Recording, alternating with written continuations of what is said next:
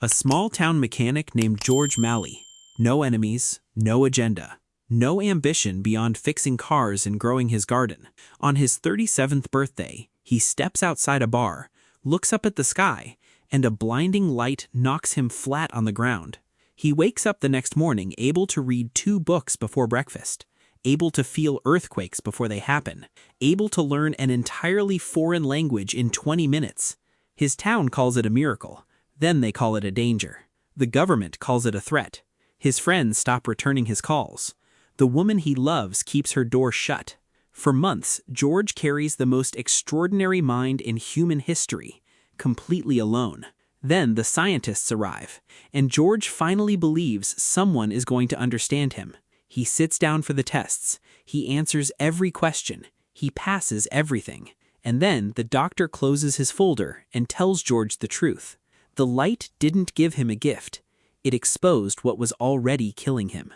If you've never seen this film, stay with me, because what this movie is actually about will surprise you. Drop a comment below. Do you think George's gift was a blessing or a curse? I want to know where you land by the end. Harmon, California. Small enough that everyone knows your name. Small enough that nothing ever really changes. George Malley fits perfectly here. He's the kind of man who fixes your truck and doesn't overcharge, who shows up at your birthday party with a handmade gift, who has a crush on the woman down the road and is too respectful to push it. His life is quiet, ordered, contented. And then, on the night of his 37th birthday, everything cracks open. He steps outside the bar while his friends are singing to him. He looks up at the stars, and the sky responds. A pulse of white light, a concussive force. George hits the ground hard. He walks back inside, laughs it off. Nobody believes him. Nobody even really listens. But the next morning, George wakes up different. He finishes a book before the coffee is done, then starts another one, then another. He doesn't know it yet, but the man who walked into that birthday party is gone. What walks out of his house that morning is something the world has never seen. The intelligence doesn't arrive quietly. It floods in. George reads faster than most people can turn pages. He starts seeing patterns in soil, in weather, in human behavior that nobody around him can track. He teaches himself Portuguese from a single book, not over months, in an afternoon. He builds a solar-powered tractor using only what he can find in his garage. He cracks a coded message that had stumped government agencies. He predicts a 4.0 earthquake to the minute. These aren't party tricks. This is a man operating at a level of cognition that science doesn't have a framework for yet. Here's what makes it fascinating. Neurologically speaking, the human brain typically uses only a fraction of its available neural connections at any given moment.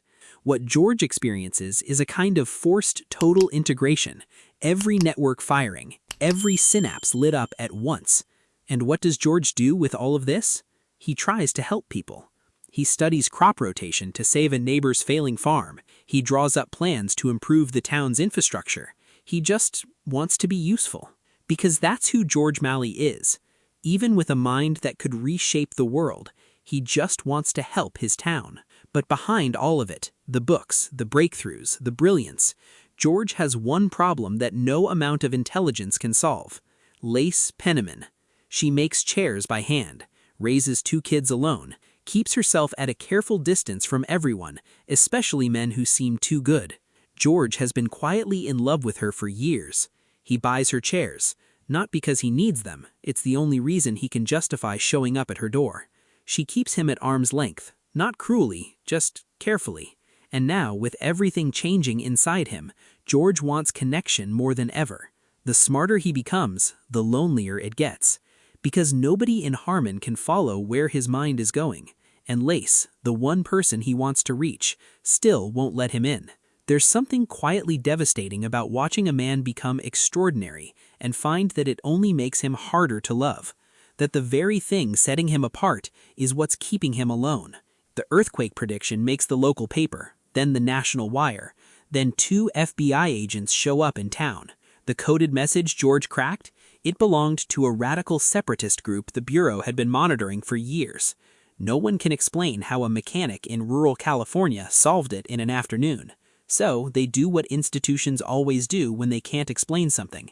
They assume the worst. George is surveilled, followed, questioned. The assumption isn't that he's gifted. The assumption is that he's dangerous. And that assumption spreads through Harmon like water through a crack. Neighbors who smiled at him last month now cross the street. Parents pull kids inside when he walked by. The man who fixed everyone's cars is now a subject of fear. It's one of the most painfully human things this film captures. The speed at which a community will transform admiration into suspicion the moment someone becomes something they can't understand. George is not entirely alone. Doc Brunder stays close. He's the one person treating George's transformation as a medical curiosity rather than a threat. Watching, documenting, quietly worried. Nate Pope, George's oldest friend, wavers, but stays. Not because he understands what's happening, but because he's known George his whole life, and he decides that's enough. And slowly, impossibly, Lace begins to open. She doesn't fall for the genius. She falls for the man underneath it. The one who still shows up, still listens, still looks at her like she matters. These three form the fragile inner circle around George, not because they can follow his mind, because they choose to follow the person. And that distinction, choosing loyalty over comprehension, is what this film is really about. The pressure builds from every direction. The FBI doesn't back down. They want George in a facility. They want to study him under controlled conditions, which is a polite way of saying they want him contained. The town's fear hardens into something uglier. George's home is vandalized. People he's known for decades now look at him like a stranger wearing a familiar face. And inside George's own body, something is shifting. The episodes are becoming more intense.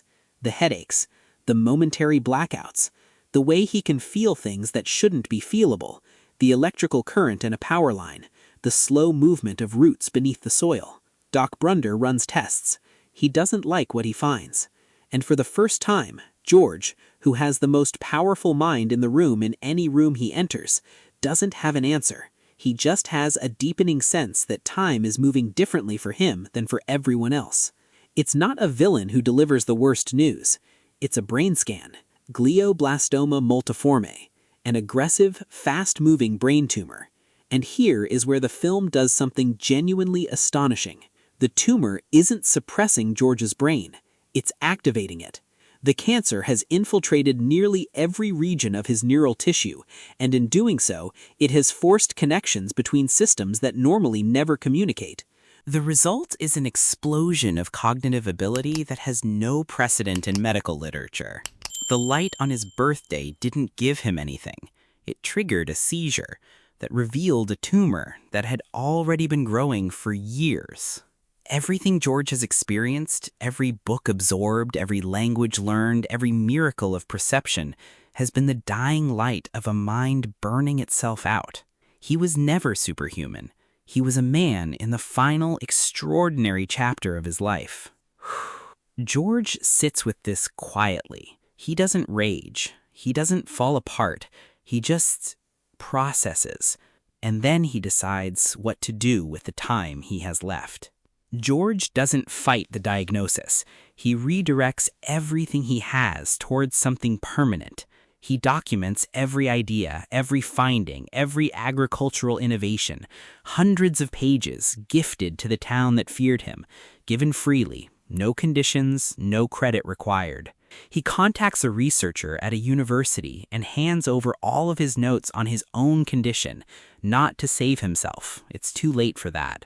To give science a head start on understanding what happened to him. He makes peace with the FBI. He removes himself as a threat by simply ceasing to compete with anyone. And then he goes home, tends his garden, sits with Nate, opens the door, finally, fully, to Lace. There is a moment between them in the orchard. No big speech, no dramatic confession. Just two people deciding to stop wasting the time they have.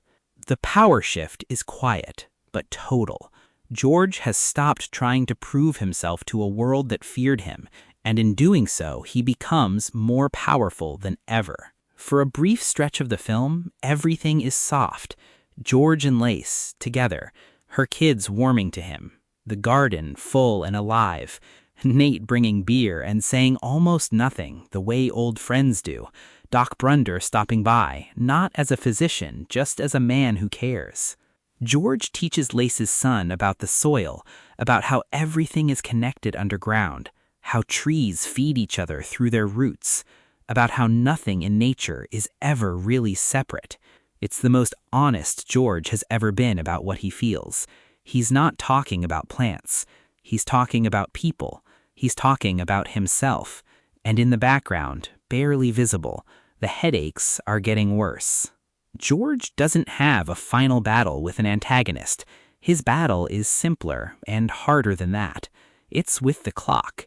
Everything is converging, his declining health, his relationships, his legacy, and he is forced, for the first time in his life, to consciously choose what matters most.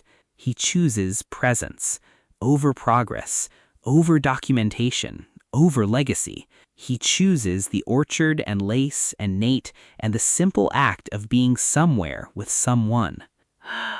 And in choosing that, he achieves something the most brilliant people rarely manage. He becomes at peace with his own ending. The point of no return comes quietly. No dramatic moment, no announcement, just a morning when it becomes clear the body is losing the argument. George Malley dies. That is not a spoiler. That is the point. But here is what the film leaves you with. His agricultural research is implemented by the town. His notes on his neurological condition advance the study of brain function. The chairs Lace made, the ones George bought because he loved her, are everywhere.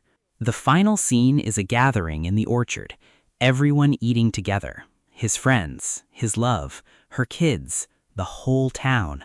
The man who was feared, whose gifts they couldn't understand, has become the soil everything is growing from. There's a line Doc Brunder speaks near the end that reframes everything. George didn't become extraordinary. He became fully himself. And the tragedy was never the tumor. The tragedy was how long the people around him waited to simply be with him. Phenomenon isn't about superpowers. It's about what happens when a human being finally, briefly, operates without fear, without ego, without self-protection, and what that looks like to the people around him. Most of us will never absorb a book in an hour, but every one of us knows what it costs to love someone the town doesn't understand, and every one of us knows how rare it is to find someone who will be there anyway.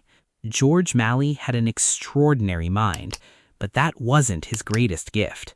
His greatest gift was that he never stopped being kind, even when the world gave him every reason not to be.